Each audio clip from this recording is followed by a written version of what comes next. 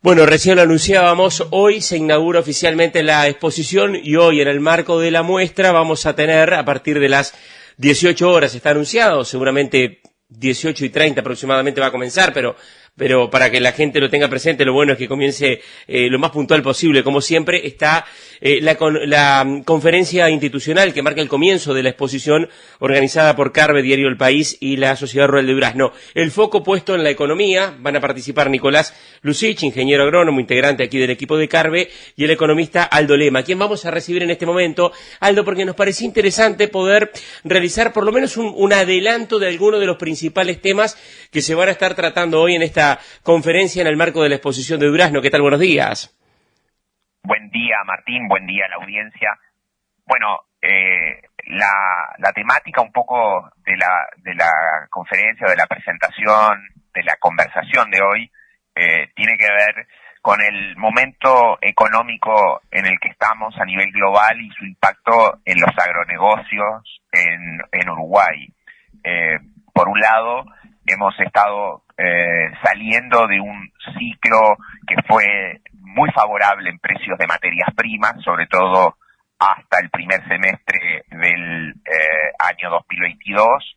Luego los precios han caído, pero todavía son más altos que los mínimos que tuvimos en la segunda mitad de la década anterior. Una pregunta es, ¿estamos a puertas de una caída adicional de precios de alimentos, de commodities, o eventualmente puede haber algún rebote? Uh-huh. ¿Cómo se visualiza la economía mundial? Hay hoy un comportamiento que podríamos llamar razonable, pero también mediocre a nivel global, con China que no logra recuperarse en forma significativa en materia de crecimiento, con Estados Unidos que se ha convertido en un país dinámico y que eso trae consecuencias en términos de las tasas de interés, del dólar a nivel global, pero que también tiene riesgos inflacionarios que podrían persistir, y por lo tanto hay una pregunta a responder de si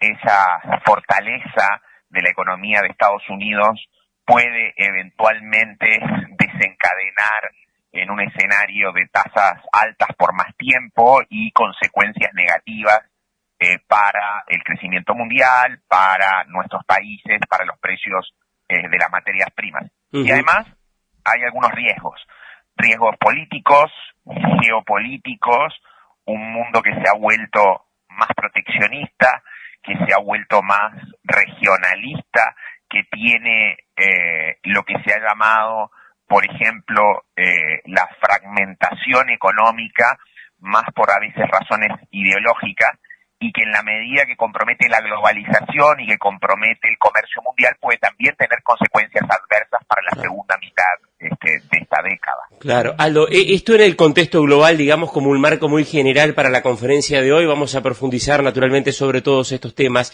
En lo interno, en lo local, Uruguay, bueno, ya en un año que es electoral, con un dólar que ya está ahí en el entorno de los 38 pesos, es un punto determinante siempre y muy importante para el sector agropecuario, exportador. ¿Qué se puede esperar para este año? Bueno, tenemos justamente de ese escenario global cierto impacto en la región que importa a su vez para Uruguay. De Brasil, un escenario que no es desfavorable, tampoco muy favorable, pero que podríamos llamar más de lo mismo. Y de Argentina un cambio notable en este último cuatrimestre, que es un fuerte encarecimiento en dólares de Argentina.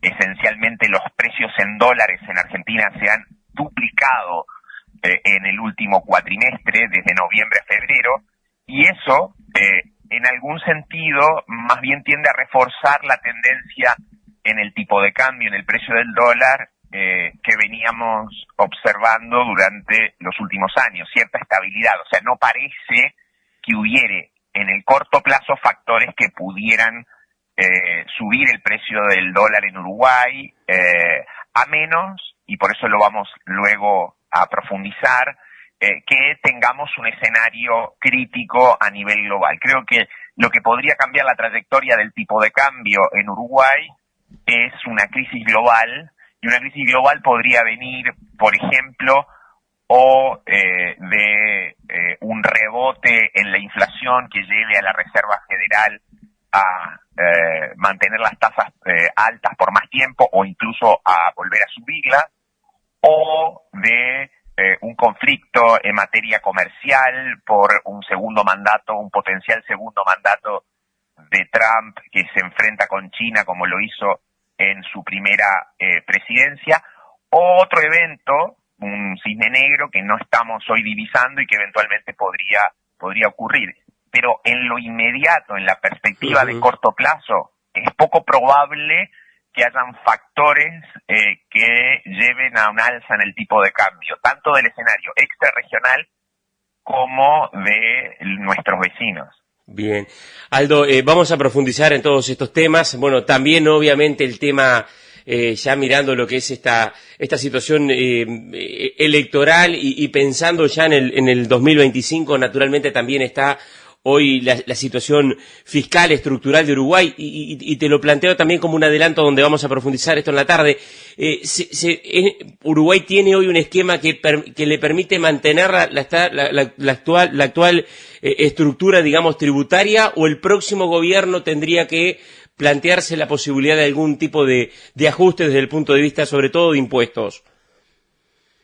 Eso depende fundamentalmente siempre de la trayectoria del gasto público.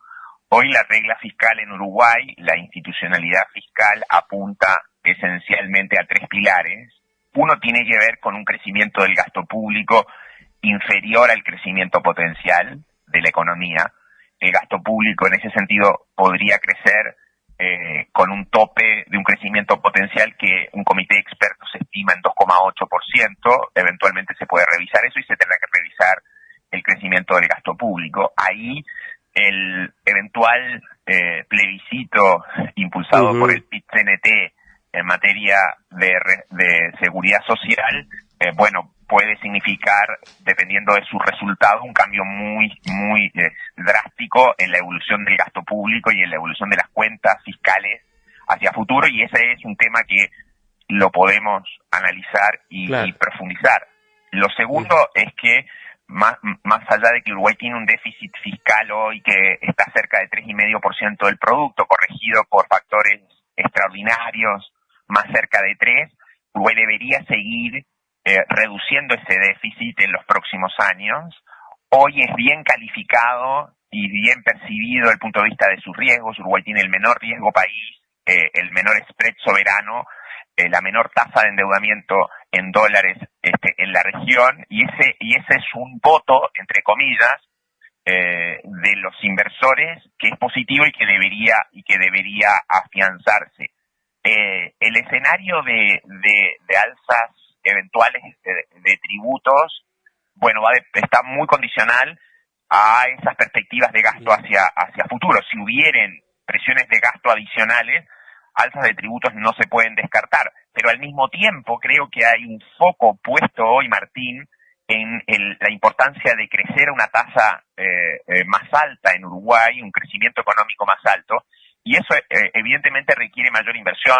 Uruguay tiene una tasa de inversión todavía baja, y eventuales alzas de impuestos que comprometan justamente esa inversión, obviamente van a comprometer el crecimiento potencial. Entonces yo veo poco probable predisposición en gobiernos de distinto color político a subir impuestos dadas las menciones, dadas las señales que se han dado en el sentido de favorecer una mayor competitividad, favorecer un mayor crecimiento económico en base a inversión y demás. Es una situación compleja, por supuesto, porque hay elementos que todavía no los tenemos sobre la mesa. Por ejemplo, esa evolución de gasto público por delante, pero que creo que hay más conciencia de los costos que podría generar un alza de impuestos o una situación fiscal insostenible en el futuro sobre la inversión y sobre el crecimiento económico. Bien. Vamos a hablar de todo esto, Aldo, hoy en la tarde entonces, junto al ingeniero Nicolás Lucich, a partir de las 18 horas, aquí en el local de Santa Bernardina. Economista Aldo Lema, muchas gracias y nos estaremos encontrando, si Dios quiere, en la tarde de hoy. Encantado, ahí estaremos entonces en la Expo